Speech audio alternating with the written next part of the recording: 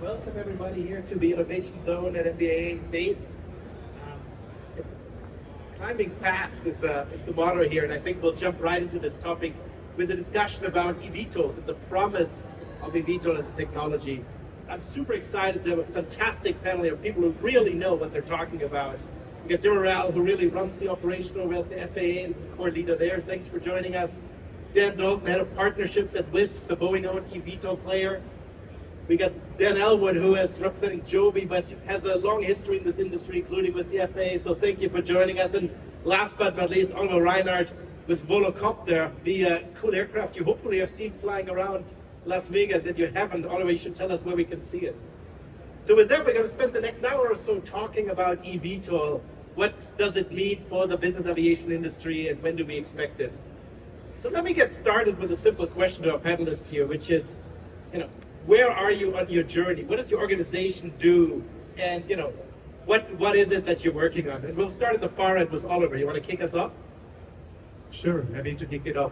So where are we? First of all, yes, we are flying in Las Vegas here during the NBAA show. So we have been flying at noon today. We will be flying tomorrow at 10 o'clock and Thursday also 10 o'clock at Henderson Airport. So go there, watch it, see it, hear it, especially hear nothing when you hear it flying, don't hear it. That's the key behind it. No, seeing is believing, and it's showing that it's reality. And actually, where are we standing today? Yeah, we are in the middle of the process of certifying our first vehicle, which is a two-seated piloted aircraft for the urban mission, our Volocity aircraft. And we are targeting and still well on the progress to get it certified in the course of next year, ready to operate it late summer in Paris during one of the very famous events that we cannot put onto our placards because otherwise we would have to pay. I think I can mention it. It's the Olympics you're talking about. Exactly.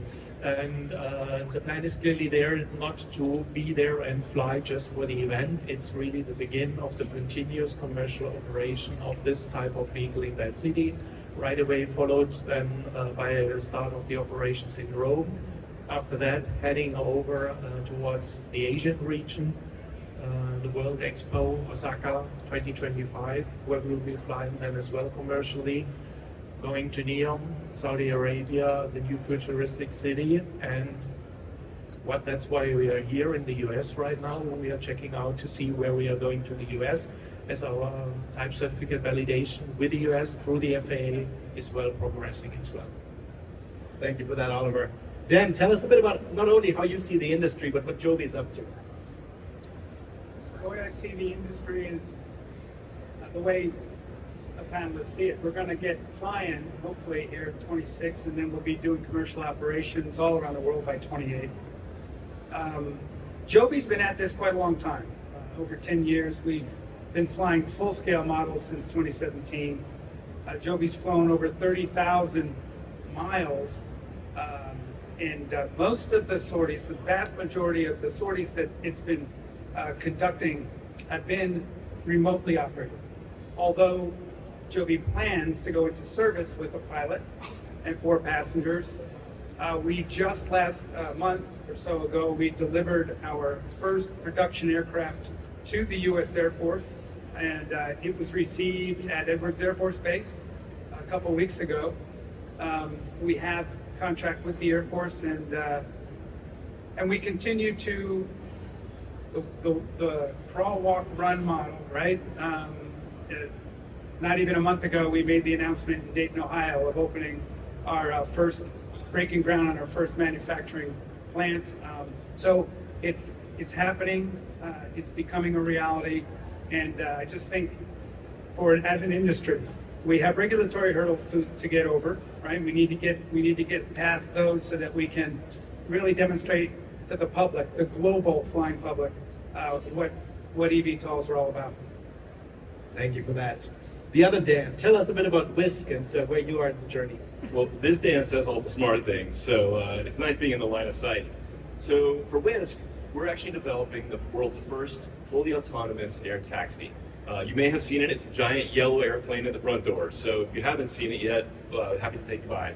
So what we're doing is basically after 13 years and 5 previous generations of aircraft, This new 6th generation aircraft is the one that we're currently undergoing certification with the FAA. We've done similar, type certificate applications, G1s, G2s, all the fun technical details around getting an aircraft certified. But we're also super focused on 2 other aspects. Airspace integration, that is, how do we mature and work with our partners at the FAA to be able to ensure that the airspace is ready to receive some of these autonomous aircraft and traditionally piloted eVTOLs, but also the community engagement. How do you tie everything that's happening at the national level, the 30,000-foot level, how do you tie that down to the individual end user who's actually going to hop onto these planes and hop off of them on a daily basis, hopefully? So at Wisk, we're working on all of those. We recently have been flying quite a bit out in the public. We just finished flying up at Oshkosh, which was a really great experience for us, and looking to do some more flight testing here soon. Actually, it was just made public that we've been doing some flight testing in Los Angeles. And so, having been around aviation for some 20-odd years myself, it is fascinating. Never in my entire life did I think that an autonomous aircraft would be flying in and among Los Angeles, a commercial airport. I mean, it's just amazing how much the innovation and the technology is now becoming real. And it's an exciting part of this industry, and it's exciting to see where it's going. So thanks for having me on the panel. Yeah, and I have to say, I've seen all 3 vehicles fly in real life, and it is truly impressive. It makes you believe. So Tim, you're at the kind of receiving end in a way, but once these guys get their aircraft in the air, you're going to have to find a way to keep them flying in the airspace here in North America. Tell us a bit about how you're preparing for that. Well, as the operational arm of the air navigation service provider for the FAA, so we're the operator, the air traffic organization, the controllers, technicians, all the comm, navigation, surveillance capability around the entire U.S. is our responsibility. As that airspace integrator and as that service provider, we're working with industry, we're working with the community, and everyone to try to do that crawl, walk, run approach in a responsible manner. It's a little easy when it comes to the vehicles that we're talking about, because unlike small drones that we can't see and that would work more in a UAS traffic management environment as a subset of our air traffic management environment, we really see these operators in both worlds. And the good news is they can talk and squawk or be seen on our surveillance systems and have a form of communication via radio or autonomy, whichever direction we go.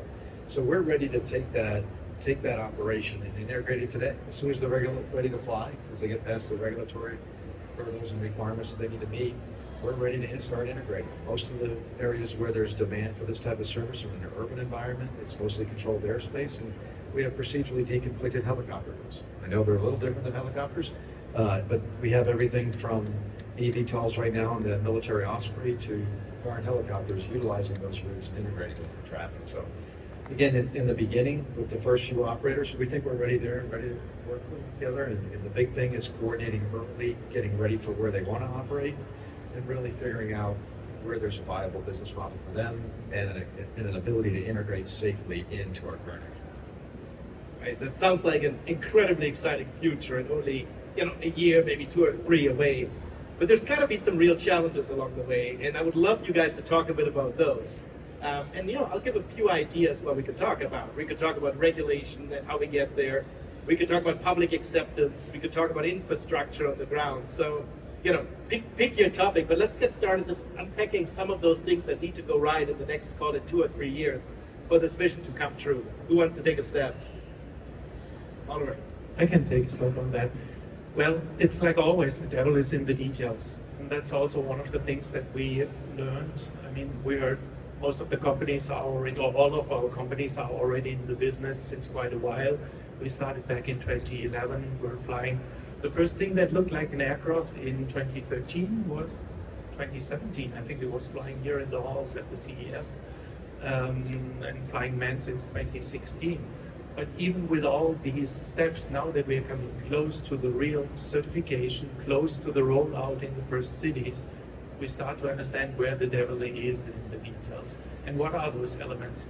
Technological side, at least for our product, I can say, and that's the reason why we selected the most simple type of architecture with a pure multi-rotor design without any mechanics in there. From the technological side, it's okay, we can master it, and all the hurdles seem so far past. that we can go through certification. Now taking it into operation. And there is one nice example. I mentioned before we are going to fly in Paris. Looking at Paris, one of the connections we will be making is the connection between Charles de Gaulle and Le Bourget. So two big airports, multiple runways, crossing runways, difficult airspace structure. And connecting these two, when we started to build up our ConOps, it's not that you're building up there one canal where you can fly along one specific route. It actually blew up into something like 32 different variants of routings depending on which runway is active, what airspace is activated, how do we fit in between and squeeze through that. That was a really interesting experience and really grasping and understanding this. What is it that we need to deal with when we really want to integrate this service into the city? It works out, it's possible, and it looks good.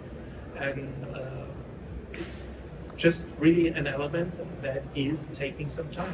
And that, of course, then connects with the other elements. I mean, there's one element we all have to face, and that's the physics behind flying, and the physics behind flying with batteries on board. So planning these routes, planning alternate landing sites, we have to keep in mind that we do not have endless reserves in these types of aircraft. That's the next part of the challenge to be sorted out. And you start to get at this when you really go into the factual rollout and when you're really on the doorstep to get the approvals from the authorities to actually do this when you come to that point. And building that complete ecosystem around, there is much more than towards how do you do the maintenance, how do you do the charging. But just picking these examples, building up this completeness of the network, that's where really it becomes challenging, manageable, but must not be underestimated. Thank you for that. Dan?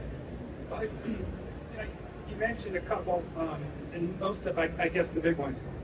I don't view infrastructure as going to be a big hurdle for us. Obviously, we'll be able, eVTOLs will be able to use heliports. There's thousands of heliports around the country, in the U.S. anyway. But we're also going to be able to use, large parking lots, tops of parking garages. We should be able to get back to rooftop operations. And as long as we have a charging capability, and most of you have seen charging apparatus in big parking lots, that's all we basically need.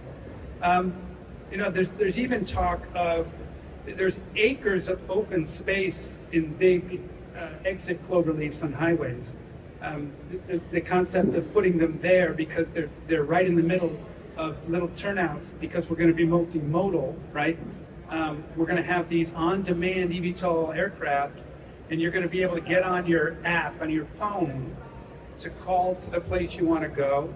And the Uber, in our case, it's Uber, we have a partnership with Uber. The Uber will come pick you up where you are, take you no more than 5 minutes to the nearest vertiport, put you on the airplane, get you to your destination with the same Uber hookup on the other end. And then the other thing that I don't think is going to be that big an obstacle, and that is dispelling in the public's mind the idea that this is just for the wealthy. Because I come from the airline background, like a lot of us do, and the biggest expenses in the airline business, the biggest costs, are pilots and fuel. We're electric vehicles, and we will eventually be pilotless. And so you ought to be able to go 25, 30 miles when we get fully operational in pilotless operation. 25, 30 miles in a Joby eVTOL for the price of an Uber Black. And, Joe Van Beverts, who's founded and created Joby, his vision is saving 1 billion people an hour a day. And he's talking not just Joby, but all of us, in full commercial operation. It's revolutionary. All right, so I see your challenge and I raise you an opportunity. So for us, while all of these gentlemen, and they're doing great work, and we need them to do good work because they're going to be the ones that actually drive the really hard challenges, especially on the ground as it relates to infrastructure. For us, the opportunity is really in autonomy, and Dan said it really well. His name's Dan. But he noted that everyone really wants to see this go to autonomy. And so for Wisk, we decided, let's take that challenge on, let's take that opportunity right at the beginning. So that opportunity of autonomy comes in kind of three different flavors. There's the product and the technology development. There's working with regulators to be able to ensure that it's safe and that it's reliable and that it doesn't disrupt the entire ecosystem of the airspace. And then there's the entire side of how we actually make it into a business. So for us, we're taking that autonomy challenge or opportunity head on. So the technology is actually quite well understood, and we're making great progress there. At the same time, we're also working very closely with regulators to ensure that the autonomy is something that can fit into the overarching airspace system, if you will. And then last but not least is the business side. And that's really where there's so much capability that comes from. Earlier this year, we're now a fully owned subsidiary of the Boeing company. So Boeing brings not only the technical understanding as it relates to certification engineers and these types of other capabilities, but they also bring a tremendous amount of access and reach across the globe that allows us to tap into a holistic business model that is really quite powerful. So for us, the opportunity is actually in autonomy. We think that through autonomy, we'll actually be able to offer this service to more people and make airspace or make air mobility more equitable in the future, because we will all be driven down in pricing as we're all trying to shoot for these similar numbers of trying to make this affordable. And through that affordability comes that greater equity, that greater access. And so we believe at Wisk that that is through autonomy. Not a lot of challenges we're bracing here, but maybe Tim, you're going to have these aircraft fly in your airspace, potentially lots of them. How do you think about it? Well, that's where the greater opportunity is from our perspective. It's not just these aircraft, but expanding commercial space operations, more small drones, larger or faster traditional type aircraft. So, and just the growth of the traditional industry. right, and our approach is equitable access to the airspace. So one of our real challenges is right now, as each of these companies move forward at great speed, relatively speaking, in aviation, they're looking at their own independent models, or in their own business models and their own operating procedures. Whether it's IFR or VFR, those are two very different ways of getting in and out of controlled airspace. It really is a lot slower operation if it's IFR, if it's a bad weather day. VFR, you can run more operations, but then you're limited on what days of the week you're going to be able to make use of the service. So as all of that comes together, our concern is how does everyone play together? So getting to scale is going to be our biggest challenge in our airspace, which we know runways are constrained right now. At some point, those same helicopter routes or AAM routes, whatever we're going to develop off of that, will become congested in congested areas. It's a natural growth. So as we go to manage that, we need to work with industry and more importantly with the community, because even though they're quieter, we have great experience that just because you see an aircraft is sometimes generating a noise complaint. That visual noise is causing a concern for members of the community. And then there's the equitable access piece for the rest of the community that may or may not be making use of aviation right now. So all that's going to come together. And that's why I really like the Innovate 28 approach. And I know 28's further out, but there are a lot of incremental tests and really coordination efforts and testing efforts that we're going to do around the country with individual operations, some mixed operations, all aimed towards a fully integrated system with all the players that we're talking about, except maybe commercial space operations, in the LA base and in 28 in time for the LA Olympics. Very exciting. So let me pick up on something, Dan, you mentioned, that Elwell, around public acceptance and like the question of, is this just going to be a toy for the rich, right? This is something that I think traditional business aviation, gets accused of quite a bit, and obviously general aviation does so many more things than just business aviation. But how do we make sure we get to a point where the vision you laid out actually happens and people see the positive aspects of this, and we're really hitting a point where many people can use it, versus there's a bunch of consultants and bankers flying quicker to the airport over the traffic?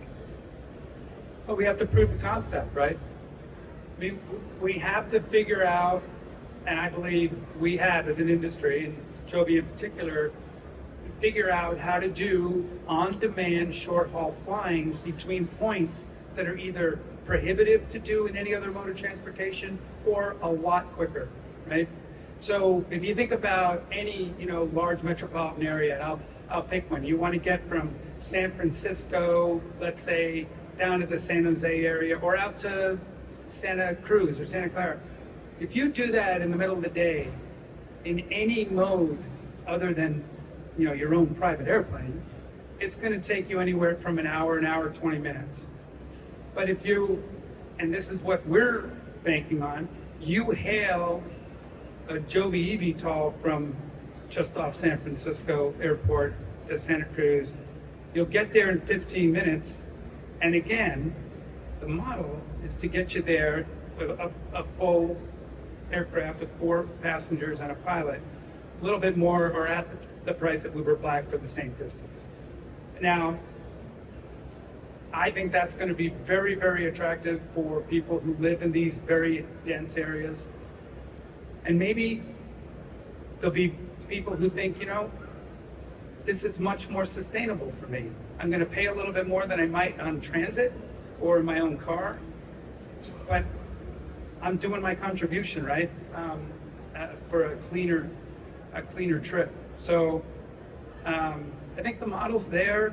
It's just getting folks to, accept this mode and to use it as freely today as they hail a cab. Okay, just to piggyback on that, I think the other key part of this is safety. To do all of that, but do it safely, right? So designing the aircraft to be as safe as possible. For us, it's commercial levels of safety as it relates to aviation. But then it's also having operations that are equally, if not more, safe. A lot of the folks that are going to be joining this industry are relatively new to aviation, and so making sure that as these new companies come into the aviation ecosystem, that they are doing so in their operations, their pilot training. All of this is done with an element of safety that in no way puts at risk the rest of us that are trying to actually start these businesses. Because I think the one thing that could be really challenging would be if there was to be some sort of incident because someone was not being, or a company was not being safe. And it doesn't just start with the design, it has to go all the way through operations, SMS, everything you hear about. Even today, you'll hear about this at these various courses and whatnot, continuing education. Safety is critical to everything we do because we will turn this industry upside down if we don't. Oliver, you guys have been flying all over the world for demo flights, so you've seen the reaction of people. Tell us a bit about what works and what doesn't to win over the public, and not have them worry about whether it's a toy for the rich or whether it's too noisy, but embrace the opportunity. Well, the answer actually is in the question directly. It's exactly doing that, going out, flying it. What we are doing is completely new. When we first of all, when the full project started, when we were confronting the public with the idea, they had crazy things in their minds. They were thinking of the scenes that we were seeing in The Fifth Element, with flying cars all around everywhere and highways into the vertical and whatnot. So that's not what we are doing. And I even do not dare to say we are far away from this, because that would imply that we are on a path to that. We are. It's something completely different. And really the key for us was, and that's why we continue to do this, why I've been flying in Texas just 2 weeks ago, we'll be flying beginning of November in Florida, and continue to fly afterwards in other locations. It was always the same thing. We came there, and in a number of cases we also did dedicated studies together with the universities, asking the people before we were flying, what do you think about it? Generally, the perception was positive, but a little bit careful. And we did our flights and did the same questions afterwards, and it was overwhelmingly positive. If I just remember back Paris Air Show this year, we've been flying there every day, had the chance to open up the afternoon air show. And the people came to look at it, to hear nothing, like you mentioned before, and to watch it and to see it. And there we had a weather situation with a few clouds on the skies, and the people really had difficulties to even see the aircraft, to find it on the skies. So there was the clear and broad feedback, hey, that's not an issue with the visual pollution that everybody was fearing of. When we see this, it's just blending into what we have on the skies. Yeah, we feel comfortable with this to go along with that. And that's what we clearly see what we need to do, and what I continue also to encourage all the industry. Please go out, continue doing that, fly publicly, fly visibly. That's to me the clear way to convincing everybody it's nothing to be in fear of, and it helps us also to gain the experience. I mean, we've been flying, for example, in Helsinki, or also when we were flying down in Korea at Incheon Airport, I mean, and Gimpo Airport, that were up and running airports with international traffic approaching, departing, integrated into the airspace, operating, flying.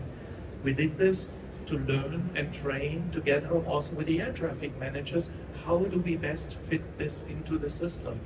That's what we need, and that's what helps to build the perception, to build a positive, supportive perception, and then it feels natural and smooth. And very clearly, one thing will not happen. It will not make bam, and all of a sudden, the skies are full. That's not what's going to happen. Let's transport this message. Thanks for that. So Tim, you probably sit in the space in the FAA where noise complaints and public constraints and other things eventually bubble up to.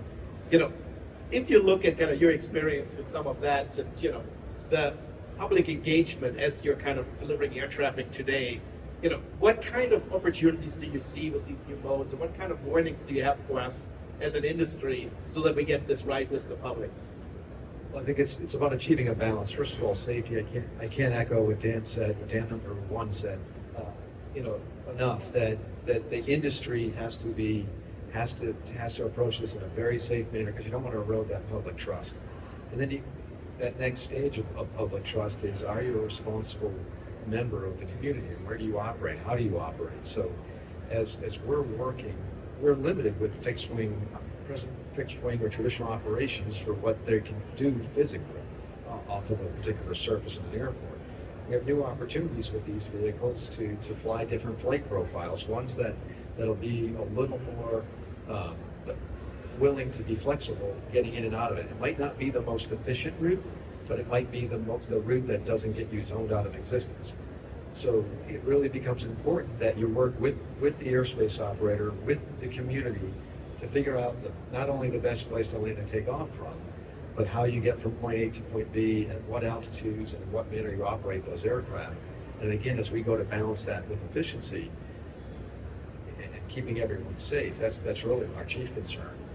I think if everyone can see that you're trying to meet the needs of each entity or of each obligation, there's better acceptance across the board. So I can't stress enough the importance of that community engagement, because historically, it normally has just been the FAA and the airport at our noise meetings. It hasn't been the people who are making noise, like Dan number 2 in his airplane.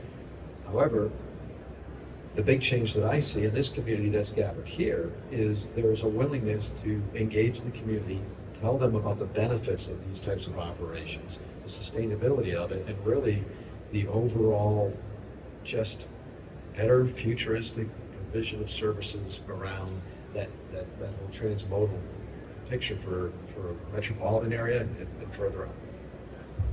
You touch on something very interesting there, in that with the OEMs who are building these vehicles who we have on stage here, they're also going to be operators, and some of them even going to build, customer-facing, booking systems. And so maybe to frame it somewhat provocatively, you're planning to be one of the largest aircraft OEMs by number of vehicles produced. You're planning to be one of the largest airlines by number of flight operations, and you also want to be a massive ride-hailing platform at the same time, right?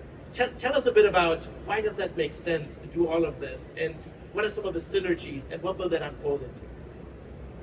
Well, I felt like you were talking to me a bit, because All three of you are guilty of this. So it's a great question, and to be honest, when I got on Joby's advisory board, one of the first things I said was, you guys, you can't do this vertically, right? Look at the history. Look what happened to the airlines at the beginning were vertical. But I'm a believer now, and I'm a believer because they are going to go full scale. They are going to operate. But the capital outlay outside of the aircraft to be an operator is not what is required if you wanted to go full vertical with a legacy airline today, number one. the dispatching or the arranging of flights for our sector is in the cloud for the most part, right? So you just don't need the infrastructure corporately. But also, this is a nascent, brand new industry of which no one knows more about the guts of it, the innards, and how it works than the creators. So I think at least for the first decade or more, a pure vertical for Joby, for Volocopter, for Wisk is actually essential.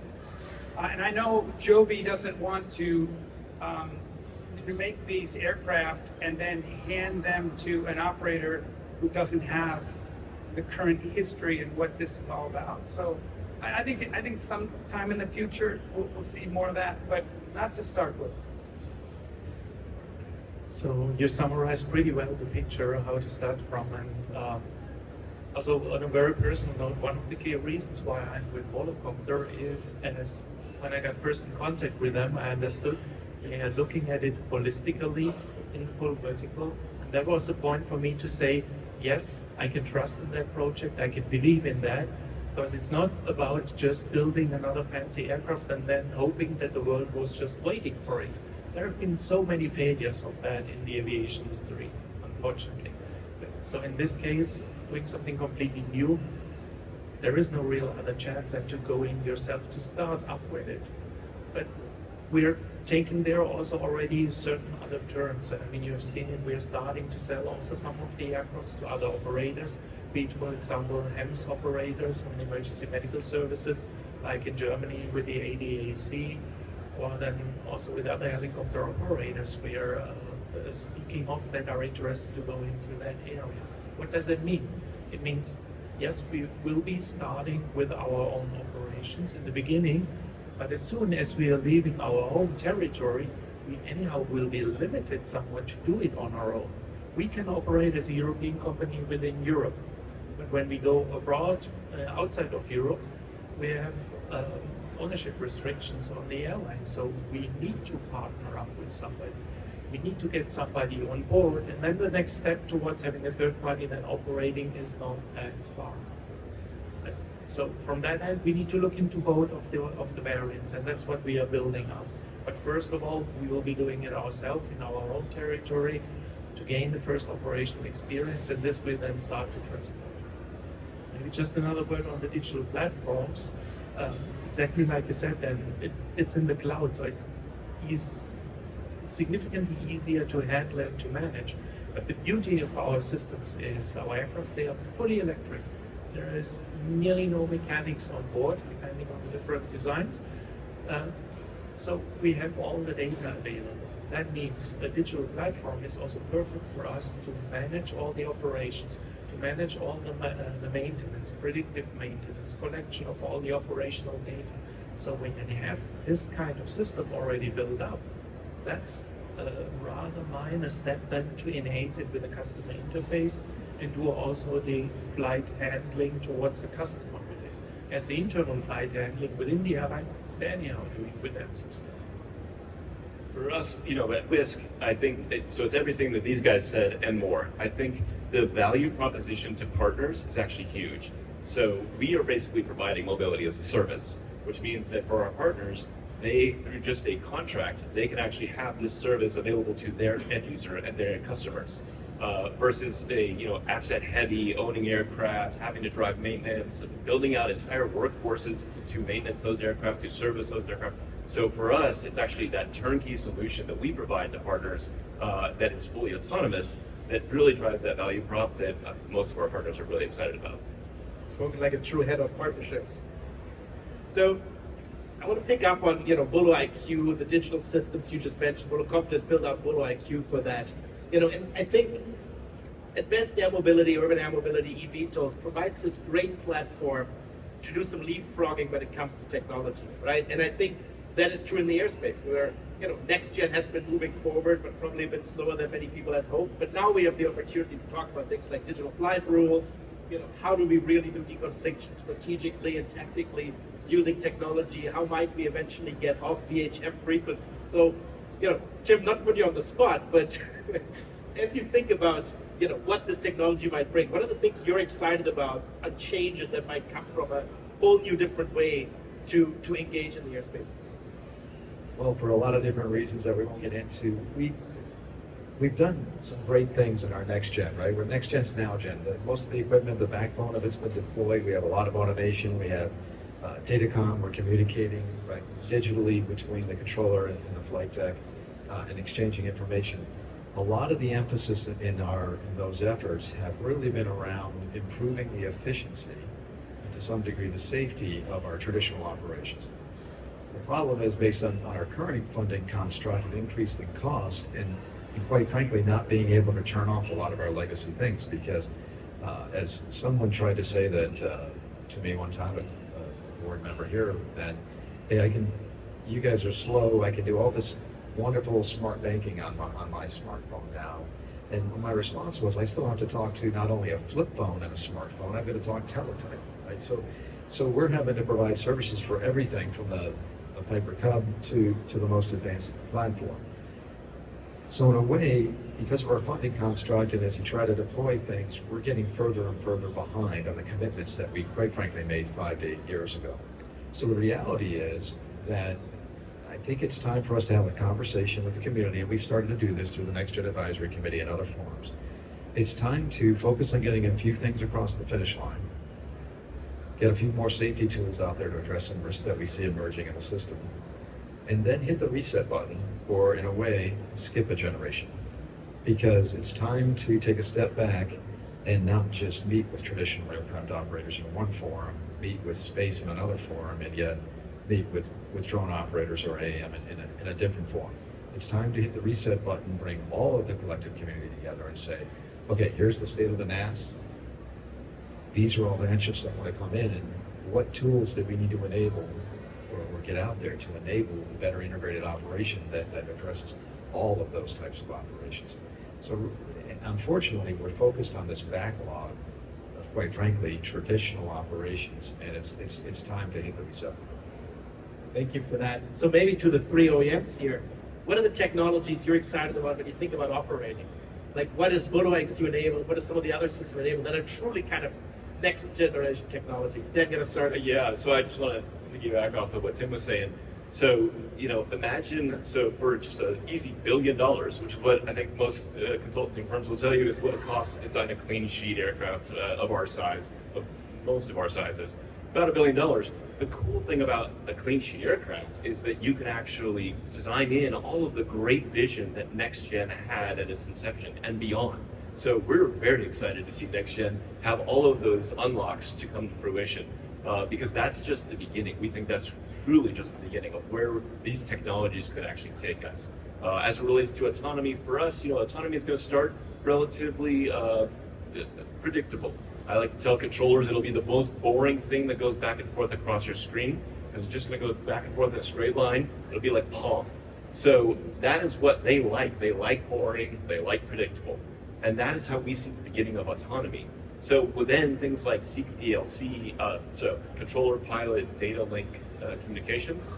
Okay, good. So CPDLC, ERAM, all of these other capabilities that exist in the infrastructure today, we can then capitalize on those with autonomy, making it more and more, less and less, not enough coffee today, less and less opportunity for human error as it relates to VHF radios and scrambled radios. If any of you have ever talked over a VHF radio, it's really challenging, especially at a headset with aircraft that are making a lot of noise. So we can eliminate or significantly reduce a lot of that miscommunication, quite literally, by going through a digital link. And so with autonomy, that's just one area that we think actually provides a not only greater level of efficiency, but an increased level of safety.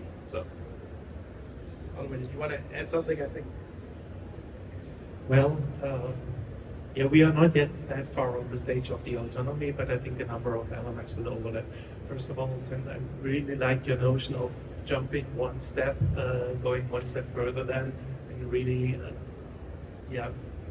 decoupling from what we had today and really going into the next generation. That's indeed something I believe we need on that end, and it will be highly beneficial, not just for us new entrants, but for everybody in the space that is operating in the airspace. it will help us all. Of course, there will be quite some resistance to overcome on that process, for sure, but the sooner we start discussing into that, the better. I mean, you were asking what are the big technology elements in these systems. To me, I think it's this unique ability to get big data of the complete value stream. And we were talking before about the vertical integration. I mean, you have the data from the OEM side, you have the data from the operations, from the maintenance, the full life cycle data available in a very, very high granularity for this all-electric aircraft. Connecting this with principles of a safety management system, this will give us a very unique opportunity to identify trends, which means connecting this also with AI algorithms to analyze what's going on, to see upfront, oops, maybe there is something that we should take a bit more care of, and that will ultimately get a big step, make a big step ahead that we cannot do with the traditional aircrafts right now, as the data availability just is not there in that granularity across the full value stream. And that of course brings some challenges also to us. How do we get this alive? It starts with having all the data in the cloud available. I mean, when we have aircrafts flying in Europe, flying in the US, flying in Asia, we want to have this connected. So we are talking about data in the cloud. I mentioned the keyword AI, machine learning, how to get that in. That's interesting challenges that we will be approaching together with the authorities, but that's where things go, and I think where the big value is in. Yeah, I, like you, Tim, operator my whole career, regulator towards the end. So what's fascinating to me is the number of pilots, except for you, for Wisk, but for the rest of us who plan to fly these first and then go autonomous, pretty unfortunate timing for us. You know, the biggest pilot shortage that we've seen globally in ever. But I'm really excited about what we're going to do to entice people to come fly these vehicles. You know, having been with an airline for a bunch of years, I could go on about the things that, not Crimea River, but there's parts of the pilot life that, you know, you wish you could change. You know, we're going to have young people come through the training pipeline for these amazing aircraft, and they're going to do, you know, 5, 6, 7 turnarounds and sleep in their own bed every night. They're going to be able to have a much better lifestyle. They're going to be paid, you know, good pilot wages. So I think we're going to be able to get pilots. But your question was technology. We have a simulator that we all have simulators that we've flown. The Joby simulator, and this is an eVTOL aircraft. So for those who don't know, it takes off vertically, lands vertically, but it can also take off like a legacy airplane and fly on the wing. It can take off on the wing, it can land on the wing, it flies en route on the wing. There's a lot of complexity there. We have rotating rotors. But the way the aircraft has been designed, and the flight control system was designed by the same folks that designed the F-35. And the human vehicle interface is the easiest thing I've ever flown in my life. We had a sim at the AirVenture, Oshkosh. We were putting 9-year-olds through that thing, and they were flying between buildings and having the time of their lives. So the technology that is at play to both control these airplanes, the redundancies in electrical vehicles, you already mentioned it, the lack of moving parts. You know, a single rotating solid state motor for these rotors, and the redundancy in the battery packs. We have 6 rotors on our aircraft. You can lose 2 of them, and you can still very safely find a place to land and put it down. You know, as an operator and a longtime pilot, to me, those technology advances are the most exciting thing about these aircraft. I'm going to jump back out there with a go back, because as we go through a cultural shift ourselves as an air navigation service provider, we're moving from air traffic control to air traffic management with a lot of the types of systems that are being described. We're still operating a legacy national airspace system, the next gen one that we've currently modernized to, and then the great things that we're talking about here. Our biggest challenge from an affordability standpoint, from an interoperability standpoint, certainly from an integration standpoint, is we need standardization across this industry. As we go through that, we have to work closely so that the autonomous operations that Dan is talking about don't change with, Oliver comes to us and says, well, we want to connect to you in a different way. It won't work that way. And so that's what's great about working in these environments, talking at these conferences, getting everyone to work together towards whatever that new national airspace system looks like for us or around the world. So that cooperation and coordination has got to come together as we get out of this proprietary development piece and get more closer to that actual operational integration. We need a lot of collaboration. I mean, I can echo both those points. On the one hand, Dan, I've flown a half dozen different eVTOL simulators by now, and I've been surprised how easy it is to fly them. At the same time, I've been surprised how different all the different versions are, right, from a pilot perspective. So I think the point for standardization and really thinking through how do we as an industry come together is important here. I do think we probably have time for one or two questions from the audience. If anyone has something really burning on their mind, and I see John, which we expected. Do we have a microphone, or should I just jump down? Oh, right. Can you bring it up front here? We got a question right here. Thank you. Thanks, Robin. John Ostrar with the Air Current. I wanted to ask, Dan, you brought up an interesting point about infrastructure and sort of the use of existing facilities. I wanted to just take it one step farther for all the VTOL operators or future operators or aspiring operators around things that you can't control, which is, for example, Joby's based in California, Wisk is based in California. You've got a state that has a very, very fragile electrical grid, rolling blackouts. Are you concerned at all that the state of infrastructure within core markets is going to effectively prohibit you from flying on certain days, just the same way the weather would? So glad you asked that question. I swear I didn't pay him.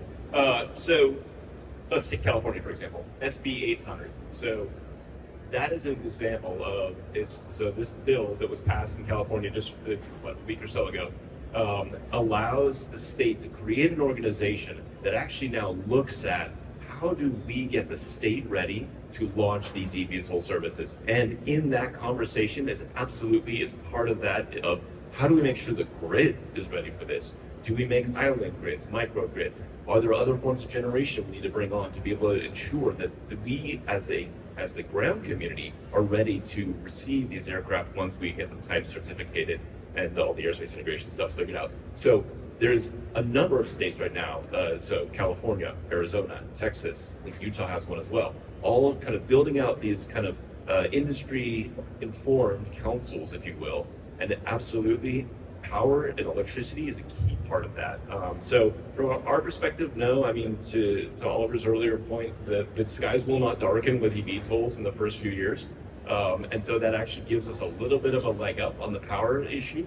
But from a general kind of sustainability perspective, we absolutely have to be thinking about this. There was a talk a few weeks ago by a very large international airport that said, we actually are at capacity for installing electric chargers in our parking lot. There are 2,000 parking spots available, and we will not be doing any more than about 50 because our grid cannot handle it. Imagine if all 2,000 people showed up with electric cars and tried to charge their car at the same time between 6 and 8:30 in the morning. That would absolutely bring the grid down. So they're now at a capacity limit. They can't actually charge. So they're having to come up with new creative ideas, and they have some really good ones. And as we work with Wisk, with airports, we're working with utilities. We're working with everyone who's involved in that entire value chain to ensure that we are de-risking it as much as possible. So. And it's a great question, John. This is not my area of expertise, but that's never stopped me from opining. We are an industry that has survived and thrived on redundancy. So I can't imagine going forward for us having a depot, let's say, maybe an off-airport depot with charging stations, necessary charging stations where we don't have a generator standby or something like that. I mean, that's the near-term solution. Yeah, and also from my side, a very good question. And also in Germany, we have lots of fun with charging stations, capacities on the grid. I mean, for our product, we found a pretty simple solution for that. That's one of the key reasons why we do battery swap, which simply means we pull the batteries, we put charged batteries into the aircraft, very rapid turnaround. We can charge the batteries at those times where energy is available, especially where green energy is available. We can slow charge them. It's healthy for the batteries, we get more lifetime out of the batteries, and we can really use the night times, the down times, whatever is feasible to really charge them. And when we are in a rush hour, we just take the batteries from the depot, put them in, go fly, and when rush hour is over, then we can recharge again. So that's our answer to that challenge to start with it. It all has pros and cons. We found that's the easiest solution to overcome these hurdles in the beginning. Great. So we're about to run out of time, but I have one last burning question for the four of you, which is really the question of what is the biggest misconception out there that you keep hearing about, eVTOL service of the future? What is it that, you hear all the time and you feel like, gee, if I only could clear this up. There is a somewhat captive audience here, so let's clear those misconceptions up. Who wants to get us started? I'll go. Autonomy is now. Just really blunt. The autonomy is actually right now. A lot of people say that in the future, when we have scaling and we have autonomy, it'll be great. That is actually not true. We actually have the ability to fly autonomously, especially these eVTOL aircraft, right now. Now it's a matter of making sure, absolutely getting the gold standard, which is the FAA, to ensure that we are meeting all of the safest levels of safety that we can. And so I just really want to make sure that's clear. We don't have to wait for autonomy. It's actually available to us now. Taking a different turn from my side, let's face the realities. I mean, in this market space, you probably can tell better the number, how many hundreds of announcements are out there of different vehicles that are promising the hell. Sorry guys, physics kicks in and we have to obey the physics. Let's be realistic, let's be serious, and let's talk about those vehicles that are possible today, that are realistic today to come into the market, what they can offer and what they can promise. Now, future is the future, and we will all develop into this. But to me, that's one of the key things. It's very often to fight them against over-promising projects that say they can. In Germany, we have the word eierlegende Wollmilchsau. How does it translate? I don't know the translation. So basically, an animal that can do everything at once, and that doesn't work out. And I think all of our projects, when we're looking in now, we are positioning them what we are doing. There is a reason why behind that, why we are doing it in that way. Let's take it step by step, develop the technology, grow the technology, and mature it as it goes along. Don't over-expect. And I would jump out there because there are claims that our FAA is inhibiting the progress of this type of operation or not letting people fly. That couldn't be further from the truth. We're working with responsible operators to move forward safely. And those that are ready to fly, we have ways to accommodate it, test it, integrate it, and we're working real time as fast as we can, as fast as the technology, all the development that's been talked about today is ready to go. We're right there working with you. Thank you for that. And then last, but for the last word here. I'm not sure this is a misconception, but I just want to put to rest the idea that I keep hearing from my lay friends that this is somehow not going to be a safe endeavor.